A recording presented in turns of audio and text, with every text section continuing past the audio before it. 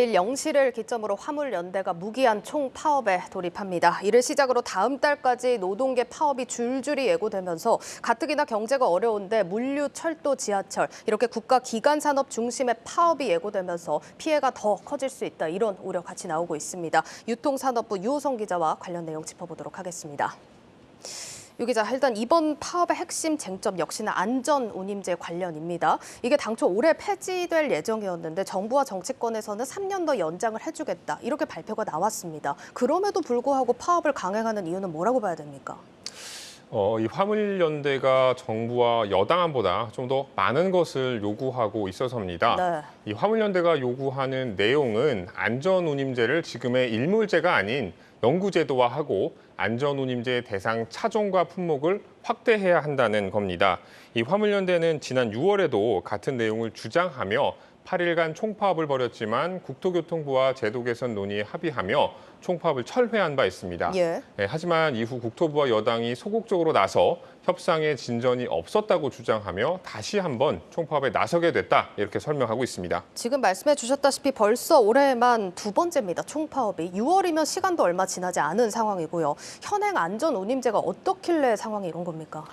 안전운임제는 일단 화물 차주가 화물 기사에게 적정 운임을 보장해 과로나 과속 운행 등을 방지하자는 취지의 제도입니다. 이 안전운임은 매년 국토부 화물차 안전운임위원회가 안전운송 원가에 인건비나 유류비 같은 적정 이윤을 더해 결정하는데요. 쉽게 말해서 화물 운송기사들이 받는 최저임금 개념이다. 이렇게 좀 생각을 하시면 될 것 같습니다. 예. 정부는 지난 2020년 운송업체 간 과당 경쟁과 화주의 우월적 지위로 화물차 운임이 낮은 수준이라고 진단했고 이 때문에 무리한 운송이 많아졌다고 판단해 안전운임제를 도입했습니다. 예. 다만 안전운임제 도입이 경제에 어떤 파장을 미칠 것인지 알 수가 없어서 3년 일몰제로 도입했고 또 적용 범위를 컨테이너와 시멘트 등 일부 품목에 대해 시범 운영하기로 했습니다.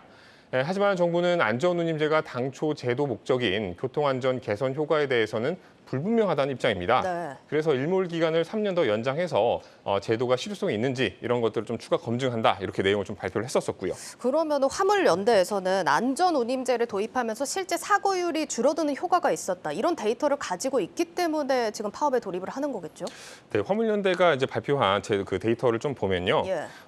화물연대는 이 제도가 이 도로 위협을 줄이고 있다, 그런 효과가 있다 이런 식으로 좀 주장을 하고 있거든요. 네. 화물연대가 연구 용역을 통해 받은 그 연구 결과를 보면 이 과적 경험, 그러니까 많이 차량이 쌓는 거죠. 예. 그 과적 경험은 제도 시행 전에 24.3%였는데 시행 2년 차에는 9.3%로 줄었고 또 휴식 없이 운전하는 연속 운행 시간도 이 4시간 중반에서 3시간 중반으로 줄어들었습니다. 그래서 전반적인 노동 위험 지수가 감소하고 있다. 그래서 안전한 운행이 가능해졌다. 이렇게 주장을 하고 있는 건데요. 예. 하지만 정부가 발표한 연구 결과를 보면 좀 다릅니다.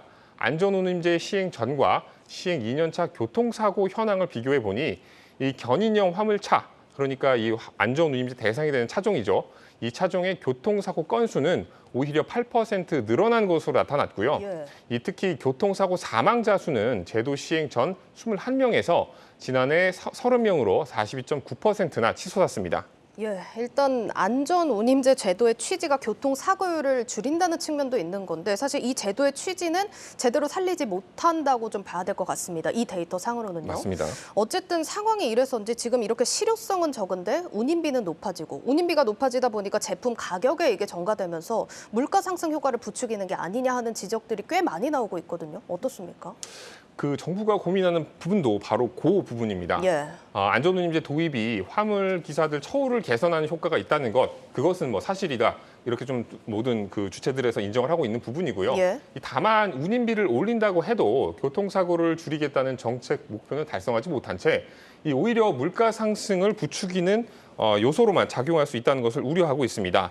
가뜩이나 뭐 고금리, 고물가, 고환율로 신음하는 국내 산업계에 운임비 증가라는 또 하나의 고민거리를 안기는 결과로 작용하는 것을 경계하고 있는 겁니다. 예. 원희룡 국토부 장관이 안전운임제 품목을 확대할 경우 국내외 주요 산업 물류비 증가로 이어져 소비자와 국민들에게 부담을 안기는 결과가 될 것이라고 말한 것도 이와 같은 궤다라고 보시면 될 것 같습니다. 알겠습니다. 이렇게 좀 상황 살펴보고 있는데 어쨌든 지금부터 6시간 뒤면은 화물연대 총파업 돌입을 하게 됩니다. 이게 피해 규모는 어느 정도 될 걸로 예상을 됩니까? 화물연대는 포항의 철강, 강원도의 시멘트, 경남의 조선 기자재, 대전의 자동차 부품 산업을 중단시키겠다 이런 계획을 좀 발표했는데요. 예. 특히 포스코 같은 경우에는 지난 여름 화물연대 파업으로 철강 제품 출하가 지연되면서 큰 피해를 받고 또 지금은 침수 피해 복구 중이라서 그렇죠. 이 때문에 피해 복구에 좀 차질을 빚지 않을까 좀 걱정을 하고 있는 모습이고요.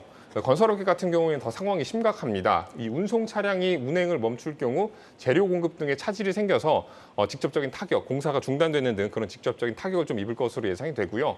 유통업계는 당장의 피해가 크지는 않지만 파업이 장기화되지 않기를 바란다는 입장입니다. 특히 지난 파업 당시에 큰 피해를 입었던 주류 회사들은 운송사를 추가로 계약한다든지 아니면 물건을 미리 출고하는 방식으로 좀 그런 식으로 좀 대응을 해서 파업 피해를 최소화시키고 있는 그런 좀 대응하는 모습을 좀 보이고 있습니다. 알겠습니다. 단순히 이렇게 화물연대만 파업에 나서는 게 아니라 더 문제는 이제 노동계 전반 이제 다음 달까지 줄줄이 또 파업을 예고했다는 겁니다. 네, 화물연대 파업을 시작으로 노동계는 연말까지 연쇄 파업을 이어간다는 방침입니다. 오는 25일 공공부문 비정규직과 학교 비정규직 노동자들이 하루 동안 총파업에 나설 예정이고요. 서울교통공사 노조는 30일부터 무기한 파업에 돌입합니다. 또 다음 달 2일에는 전국 철도 노조도 총파업에 나설 계획입니다. 경제계는 화물연대 파업에 이어 서울교통공사, 철도노조 등이 줄줄이 파업에 들어갈 경우 산업계에 극심한 피해가 있을 것으로 예상하고 있고요.